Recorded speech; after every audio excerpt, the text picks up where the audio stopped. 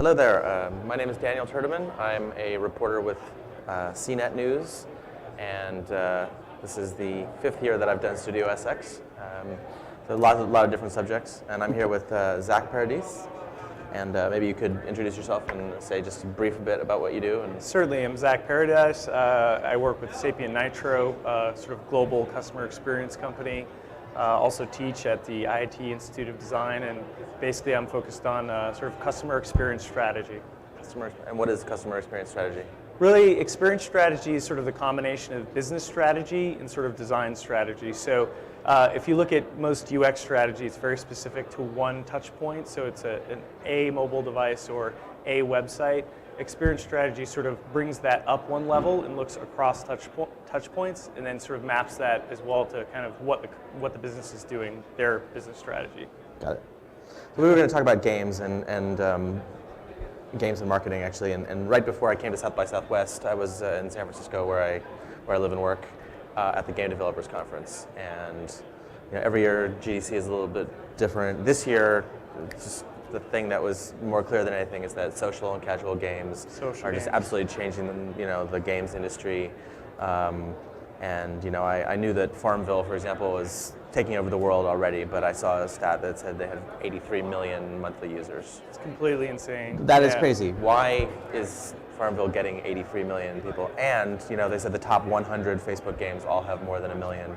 In the console package, game, there's like 5, they're having 1 million users. Well, I think one thing is they're free. Another thing is sort of their viral nature. But if you actually look back just a few years before at something like Yahoo Games has been sort of the biggest gaming platform for a very long time. And if you look at the users of those games, they're typically they're women, and they're sort of in their middle age, and they're games that are sort of relatively straightforward, things like Bejeweled and Dazzle and sort of games like that. And if you then sort of combine what Yahoo Games was, which was sort of a simple gaming platform to kind of pass your time, with something viral that's Facebook, I think that combination is really powerful. And if you look at how basically my mom plays Farmville, and it's sort of crazy. I've sort of hidden it from my particular feed, but when I sort of see the interactions that she's having with her friends, it's really remarkable. With my aunt and my cousins,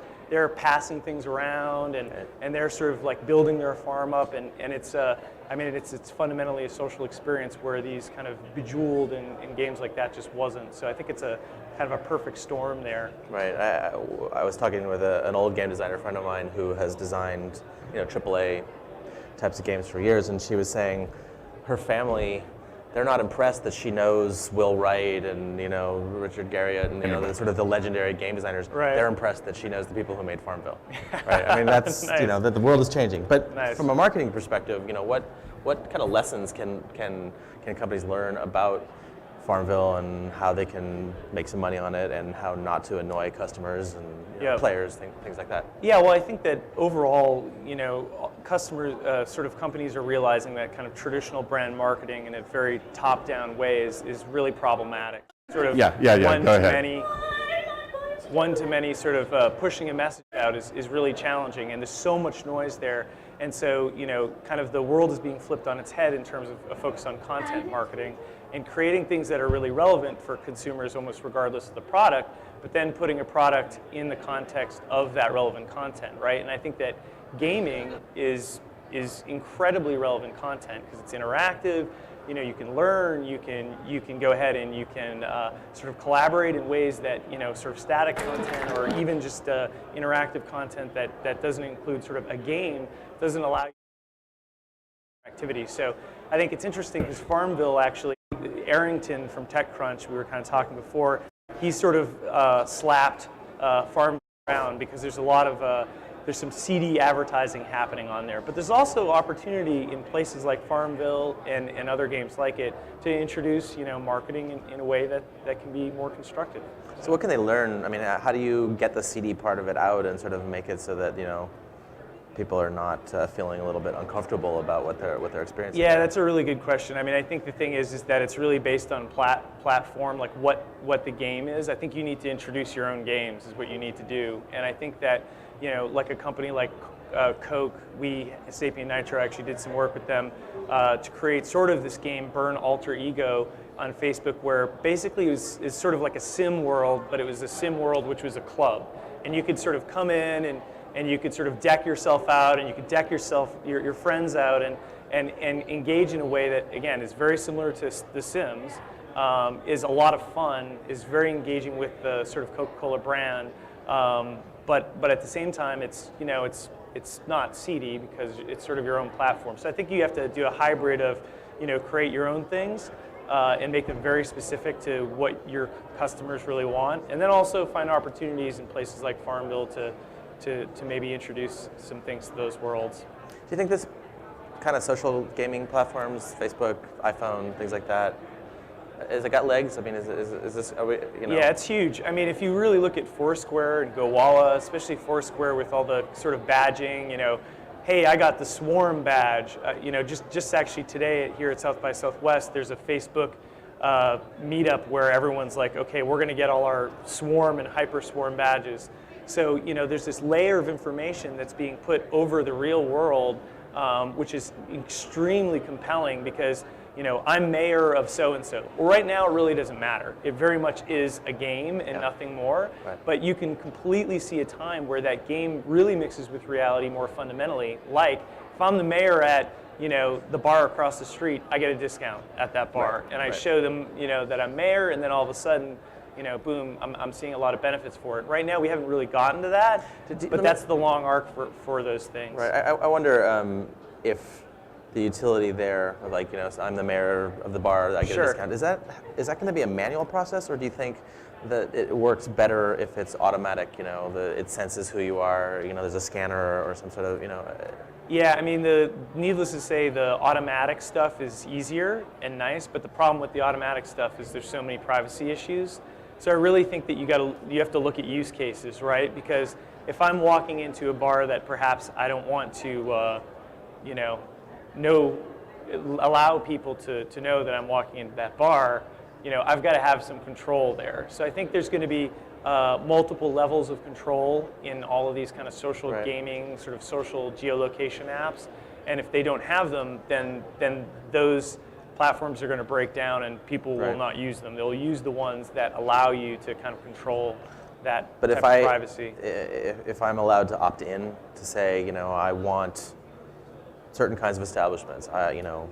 I don't know how exactly it works, but if you're allowed to opt in and have that control, you think it would work? Yeah, no doubt. And that is the future. That is what we will be doing for sure. Right. We were talking about location-based services, and this is obviously one of them. I mean, I've been writing about technology now about 10 years, and 10 years ago people said location-based services is going to be the thing that changes everything. You're going to drive by a Starbucks and on your phone is going to pop up a coupon. Yes.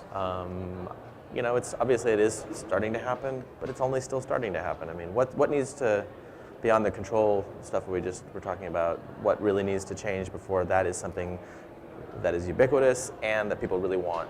Yeah, I mean, we've been talking about pervasive computing or ubiquitous computing for like 10 or 15 years, and it's always been, right over the horizon. But I think right now we are entering that age, and right now with something like, for example, Foursquare, they can sort of push.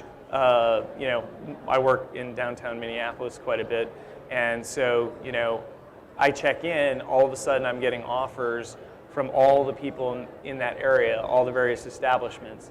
Now, actually not all of them, only a few have really opted in because they don't understand that opportunity there. So I think we're right at the tipping point where very soon, I think that's going to increasingly be, whether it be iPhone or Android, the platforms, those are obviously sort of the mobile platforms that enable it, but things like Foursquare, Gowalla, Facebook are definitely, they're there. I mean, it's going to be within the next year or two that we're having that experience. What about the devices? I mean, are the devices where we need to be for that to happen? Yeah, I mean, they're still a little clunky in terms of if you really think about it, you'd like to have something that's way more in context. I don't want a buzz in my pocket to have to take it out.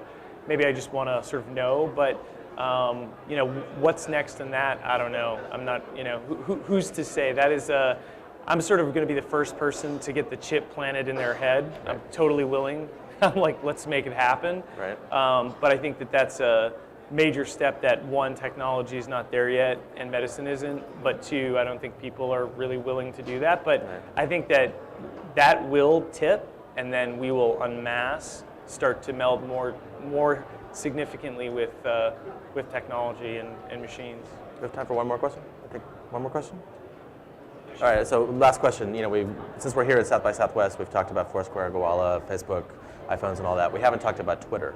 Yep. Is there an opportunity with Twitter to fit into this sort of paradigm that we're talking about? Yeah, no doubt. I mean, so they just actually released just before South by Southwest, and certainly the timing was very pointed. Released sort of geolocation services where now you can basically tag where your tweet is, and that is a move that is sort of a shot across Gowalla and Foursquare's bows, as it were. And I mean, yeah, they have the lead. They have more people, so for them to introduce that type of service, they're definitely well positioned to do well. But as is Facebook, just as easily. So it should be very exciting. Honestly, it should be really interesting. Good. Well, I think we're out of time. So Cheers. Thanks very much Thanks so much for the conversation.